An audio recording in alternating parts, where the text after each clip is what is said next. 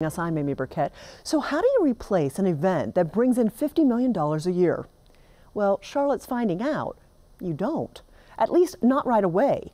We're talking about the CIAA basketball tournament featuring 13 historically black colleges and universities. It's Charlotte's biggest annual tourism event. But tonight, we'll tell you why the CIAA tournament is leaving Charlotte after a 15-year run. In fact, this year, the CIAA is part of a Charlotte basketball triple header, one that promises even more Charlotte tourism.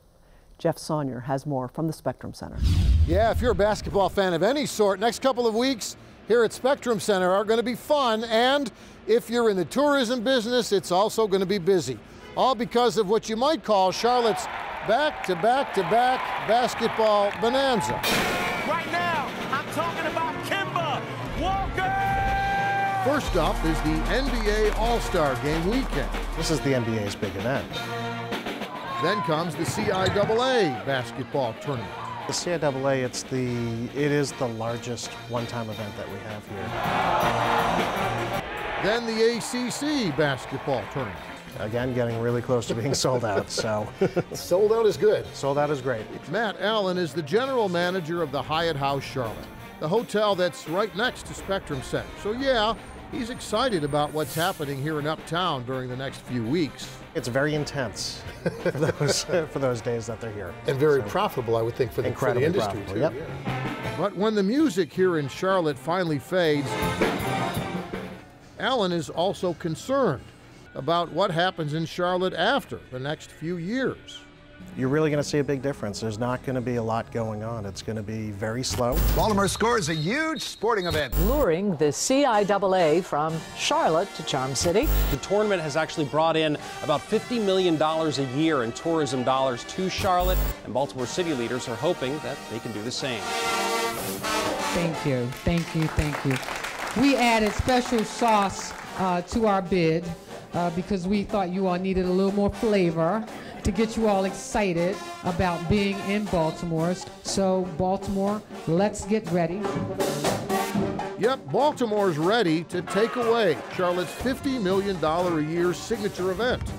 After hosting the CIAA here since 2006, even moving the CIAA headquarters to Charlotte in 2015, the tournament is moving away from Charlotte after 2020.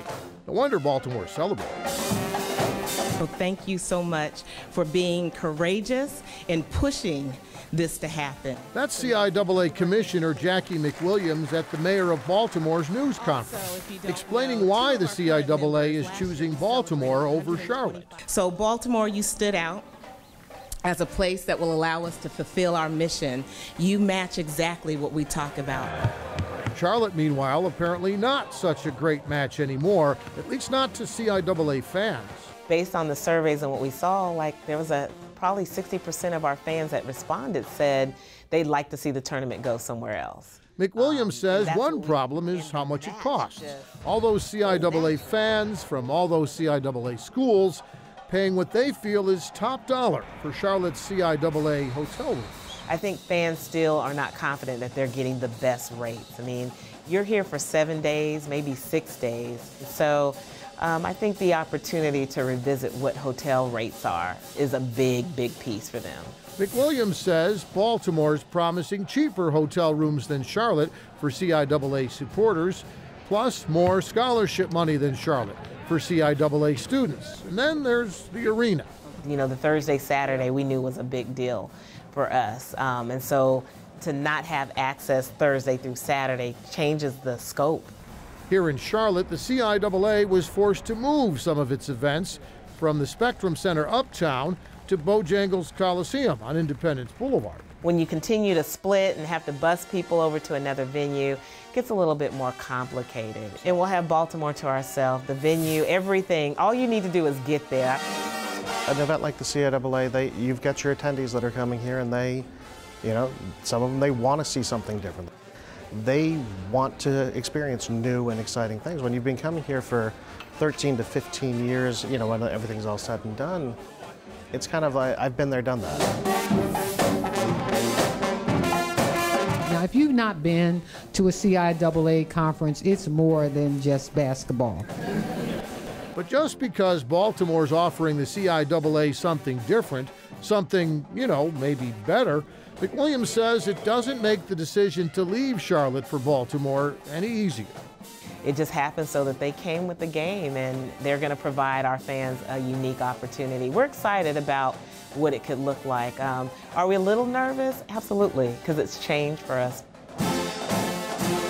And change for Charlotte, too. That was a truly Charlotte event. You had a lot of people that came to Charlotte for the CIAA tournament, because they've been coming every single year for 15 years. And it's, it's a reunion, it's a family reunion, a college reunion, whatever you want it to be. But you're going to lose that whole atmosphere. You're going to lose, I think you're going to lose a little part of what makes Charlotte, Charlotte. The next couple of weeks, it'll be, I got to remember to look around every once in a while, because I'm going to blink and it'll be gone. Jeff Sonia joins us now in the studio, and I always learn so much from your stories, Jeff. But this one's kind of a shocker that it seemed everyone across Charlotte was stunned that the CIAA didn't want to stay here. However, in your story, when we learned that 60% of people attending the event were looking to go somewhere else, I guess it's not as much of a surprise? Well, the surveys showed that 60% wanted to leave Charlotte, but they didn't have a preference on where they wanted to go. And I think it kind of harkens back to what Matt Allen, the hotel general manager, said, that sometimes after that many years, people just want a change of scenery. I don't think it's necessarily anything that Charlotte did poorly. It's just that it may have been time for a change. That plus the cost of staying in Charlotte versus the other cities, including Baltimore. It was just more expensive for CIAA fans to be here versus somewhere else.